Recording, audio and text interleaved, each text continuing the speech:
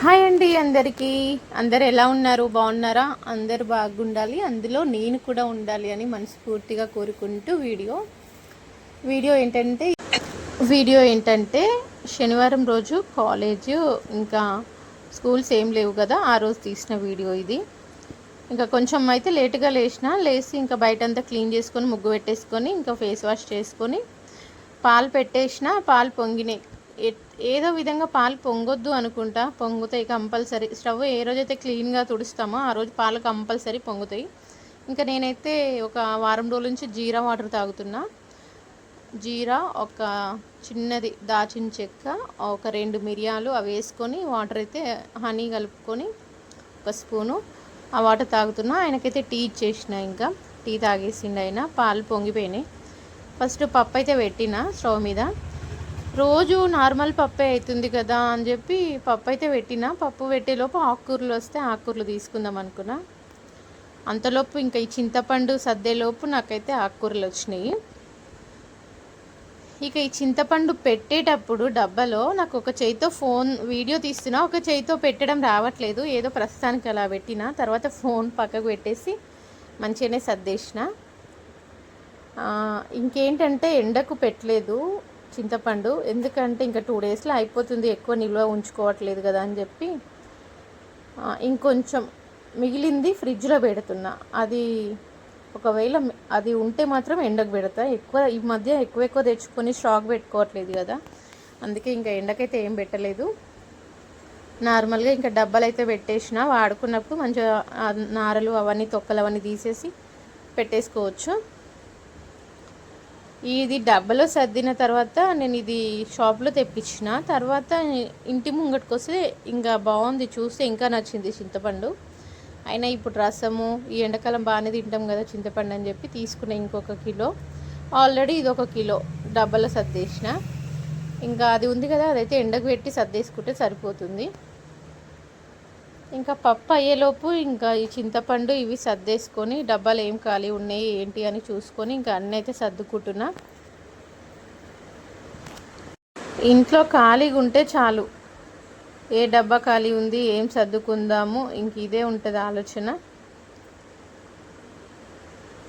ఆ రోజు ఎలా గడిచిపోతుందో తెలీదు, రోజంతా ఊకేనే గడిచిపోతుంది. ఇంకా పప్పు అయ్యేలోపు ఆకుకూర వస్తే నేను ఒక కట్ట మెంతి కూర తీసుకున్నా, పప్పులో వేసేద్దాము. మొన్న 2 డేస్ బ్యాక్ పప్పు చేసినప్పుడు కూడా నార్మల్ పప్పు చేసిన, టమాటా పప్పు.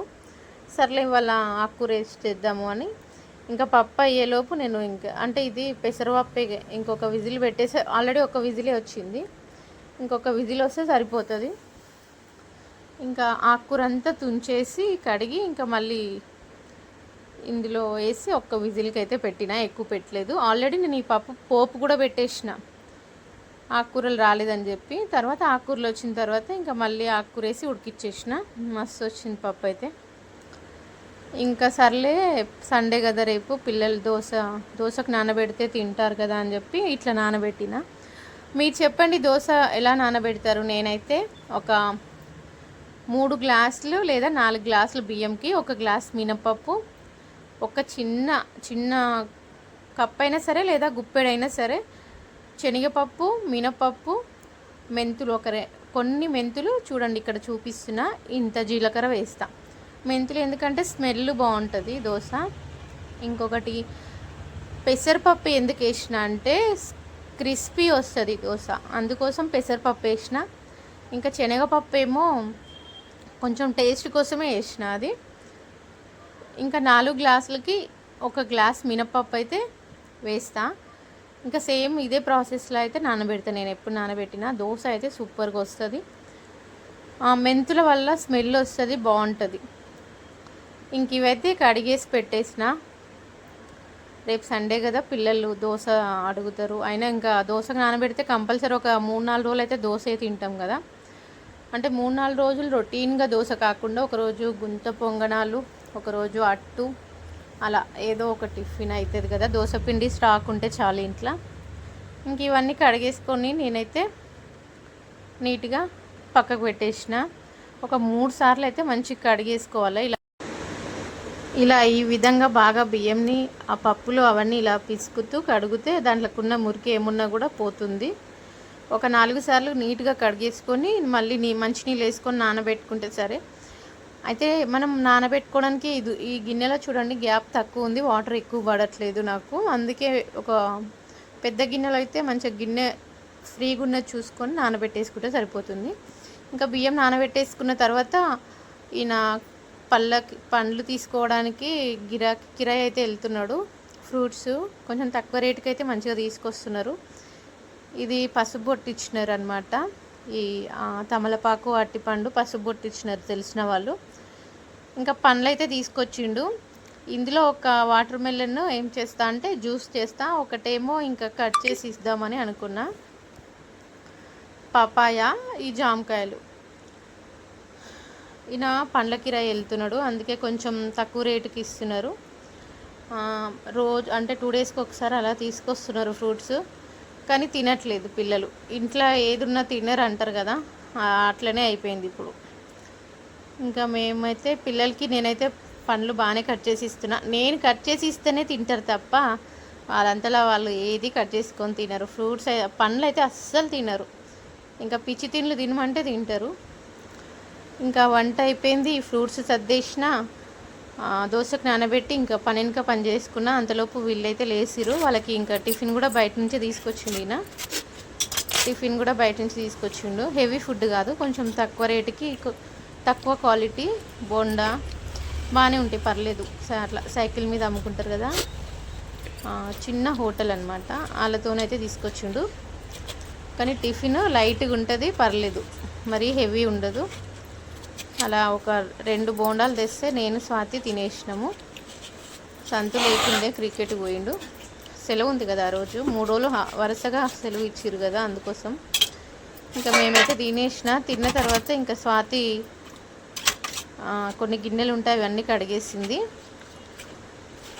ఇంకా తర్వాత ఏం చేసినామంటే, నేను వెళ్ళలేదులేండి షాప్కి అయితే వెళ్ళలేదు, ఇంట్లోనే ఉన్నా. పని అంటే షాప్లో పని ఏమి ఎక్కువ లేదని చెప్పి ఇంట్లోనే ఉన్నా. స్వాతి కూడా కొంచెం నీరసంగా ఉండే, సర్లే ఇంకెందుకు వదిలిపెట్టి వెళ్ళడం అని చెప్పి ఇంక ఇంట్లోనే ఉన్నా. టిఫిన్ లైట్గా తిన్నాం కదా అని చెప్పి ఇంకా నేనైతే ఇట్లా వాటర్ మెలన్ కట్ చేసి జ్యూస్ చేసి ఇంత కష్టపడి జ్యూస్ చేసిస్తే కూడా ఆమెకి నచ్చట్లేదు. ఫ్రూట్స్ అంటేనే తినరు ఈ పిల్లలు, ఎందుకో ఏమో నాకు అసలు అర్థం కాదు. ఇంక ఇట్లా జ్యూస్ అయితే తాగిన తర్వాత ఆమెకో గ్లాస్ నేనో గ్లాస్ తాగేసి సంతుకు కూడా పెట్టేసిన. ఇంకా సరే కదా ఇంటి దగ్గర ఉన్నా కదా అని చెప్పి ఇంకా చికెన్ అయితే తెచ్చుకున్నాము. ఇంక ఈయన చికెన్ తీసుకొస్తే ఇంకా అది కూడా వండేసి కొంచెం బగారా రైస్ కూడా చేసిన, కొంచెం ఏం కాదు. మధ్యాహ్నం ఇంకా బగారా అంటే హెవీగా వేయలేదండి, మసాలాలు ఏమి నార్మల్గా వేసిన, ఎందుకంటే ఎండలు బాగా కొడుతున్నాయి కదా. సరే వైట్ రైస్ తిందామంటే మాకు ఈ చికెన్లో అస్సలు వైట్ రైస్ అనేది చాలా సంవత్సరాలు అయిపోయింది వైట్ రైస్ తినట్లేదు. లైట్గా అయినా సరే బగారా వేస్తేనే చికెన్ అయితే మంచిగా టేస్ట్ వస్తుంది.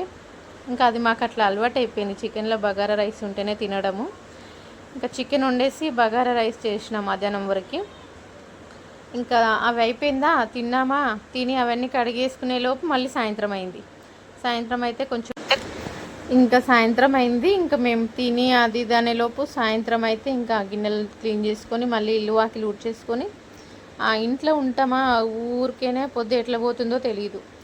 ఇంకా సరే ఆయనకు పొద్దున చేసే జ్యూస్ ఉండే కదా, అది కూడా ఆయనకు గ్లాస్ ఇస్తే ఇంకా ఆయన తాగేసి వెళ్ళిండు.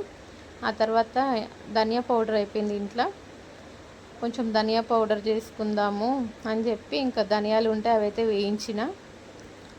వేయించిన తర్వాత ఈ ధనియాలు ఓన్లీ ధనియాలు కాకుండా ఇందులో కొంచెం చెక్క, కొన్ని మిరియాలు, కొంచెం లవంగాలు, ఒక 2 ఇలాచి, అలా కొన్ని మసాలాలు ఎక్కువ వేయను. ఇక్కడ చూపిస్తా చూడండి, ఇదిగో ఇన్నే ఎక్కువ వేయను, ఎందుకంటే అది అన్ని కూరలో వాడతా కాబట్టి ఎక్కువ ఘాటు ఏమి వేయను, నార్మల్గా వేస్తా. మసాలాలు ఎక్కువ తినొద్దండి, ఇది ఎండాకాలం కదా, ఆల్రెడీ కడుపు మండిపోతుంది, ఇంక ఇవి వేస్తే ఇంకా ఎక్కువ. ఇంక ఇవి కూడా వేయించుకొని అందులో కలుపుకొని మెంతులు కొంచెం జీలకర్ర కూడా వేసిన, ఆ వీడియో స్కిప్ అయింది. ఇంకా ఇవి వేయించుకొని ధనియాల్లో కొంచెం సాల్ట్ వేసుకుంటూ మిక్సీ అయితే పట్టేసుకున్నా. ఇంకా జీలకర్ర వేసిన వీడియో, మిక్సీ పట్టిన వీడియో స్కిప్ అంటే తీయలేదు. వేయించిన తర్వాత కొంచెం కడాయి వేడిగా ఉన్నప్పుడు నేను జీలకర్ర వేసుకున్నా అంతే.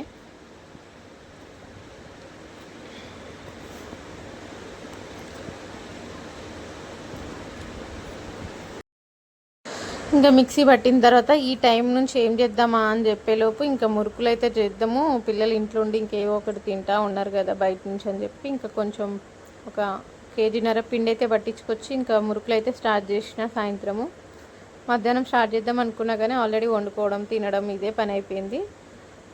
మళ్ళీ ఇంకొకటి ఏంటంటే ఇంట్లో వేడిగా ఉంటుంది కదా, మధ్యాహ్నం పూట ఆల్రెడీ ఎండ కొడుతుంటుంది ఇంట్లో వేడిగా, ఇంకా చేయలేము కదా. కొంచెం చల్లబడ్డ తర్వాత 6:30 6 గంటలకు అట్లా స్టార్ట్ చేసిన, అయిపోయినాయి.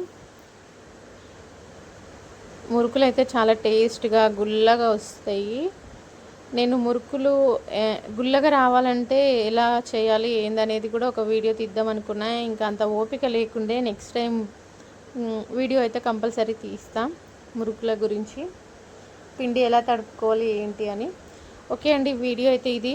ఫస్ట్ టైం చూస్తున్న వాళ్ళు లైక్ చేయండి, ఛానల్ సబ్స్క్రైబ్ చేసుకోండి ఫ్రెండ్స్. ఓకేనా? ఎలా ఉందో ఒక చిన్న కామెంట్ కూడా చేయండి. Thank you for watching.